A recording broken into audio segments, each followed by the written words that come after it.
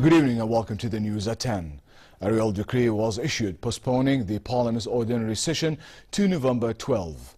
Another decree was issued summoning Parliament for an ordinary session as of Sunday, November 12, 2017. His Majesty the King, the Supreme Commander of the Armed Forces (JAF), handed over the banner of the Great Arab Revolt to the Ja'far bin Abi Talib 39th Mechanized Battalion at the annual flag parade held at Al Raya Square at the Royal Hashemite Court. The parade, which was attended by Her Majesty Queen Rania Al Abdullah, featured the participation of 1,000 army personnel and 5,000 guests. Upon arrival, His Majesty drove in the Royal Red Motorcade, flanked by cavalry units, as an artillery unit fired a 21-gun salute in his honor. The JAF band played the national anthem to announce the start of the ceremony. His Majesty then inspected the military columns and units participating in the parade led by flag bearers. The ceremony, including a joint display by the horse, camel and cavalry units as a formation of helicopters and fighter jets flew over.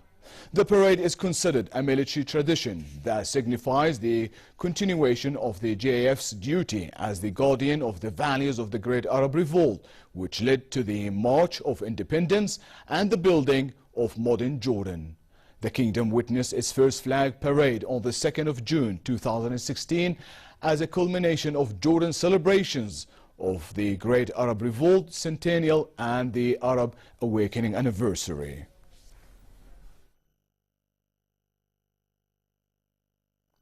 Prime Minister Hani al-Malki received ministers and heads of delegations taking part in the Arab-African Economic Forum currently held in Amman.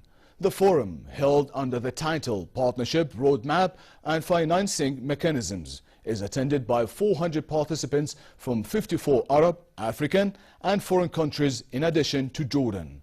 The event, which is organized by the Union of Arab Chambers and the Jordan Chamber of Commerce, aimed to develop Arab-African economic trade and investment.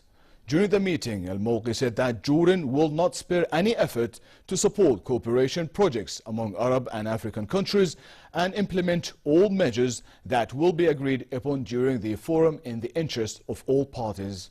He said that trade and investment exchange among Arab and African countries is still modest, but there are major opportunities to increase them through potentials available in Arab and African states. The Prime Minister pointed to the increased stability in Syria and Iraq, adding that this would provide an opportunity to take part in the reconstruction process and lead to more investments in the IT and construction sectors. Al-Malki voiced the government's readiness to support the establishment of true partnerships between the private sector from both sides to ensure the success of joint projects.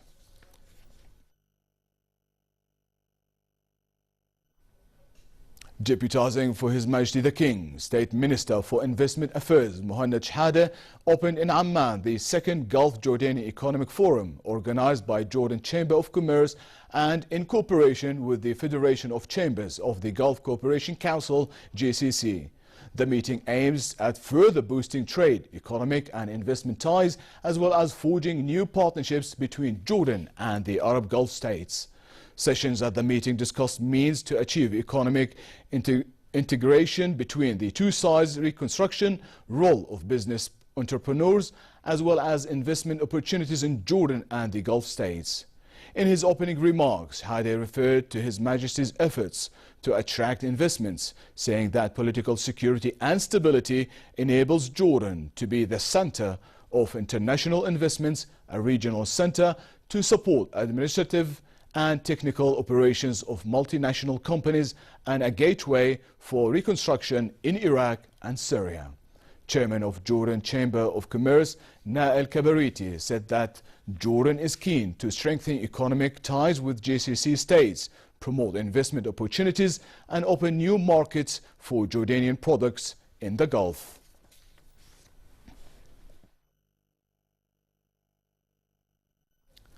Opposition rescue workers in Syria said that Russian and Syrian jets killed at least 150 civilians and injured dozens in over a week of heavy bombardment that shattered a 6-month-hold and intensive aerial raids in opposition-held northwestern parts of the country. The renewed bombing campaign came after an array of rebels led by the former Qaeda offshoot in Syria last week waged a wide-scale offensive against government-controlled areas in Idlib and northern Hama. Russia's defense ministry says it is attacking hardline militants and denies accusations it has targeted infrastructure and medical centers. Meanwhile, the United Nations condemned the air raids on 5 hospitals and 2 humanitarian warehouses in Idlib this week and called for setting up a system so warring sides would protect civilians and medical facilities.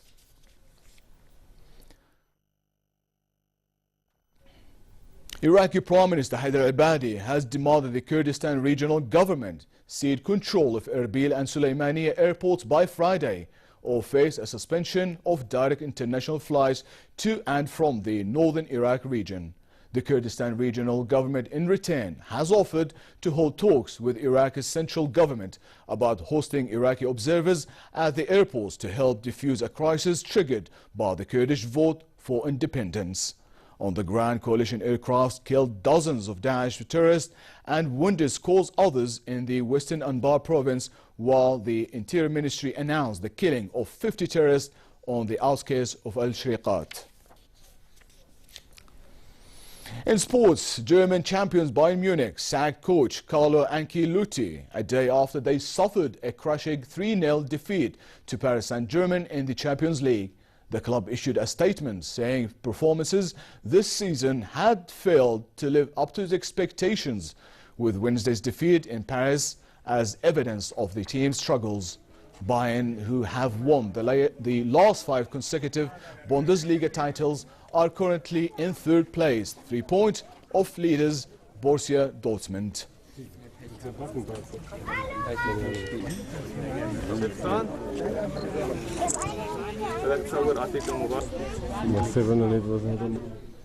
And finally, slightly chilly tonight in Amman with a low of 16 degrees Celsius. Autumn conditions continue tomorrow with a high of 27 degrees in Amman. The Gulf of Aqaba should expect a relatively warm night with 23 degrees and a relatively hot day tomorrow with a high of 34 degrees, northwesterly light to brisk winds and slightly choppy seas. And with that, we come to the end of tonight's news. I'm Balkar. Have a lovely weekend.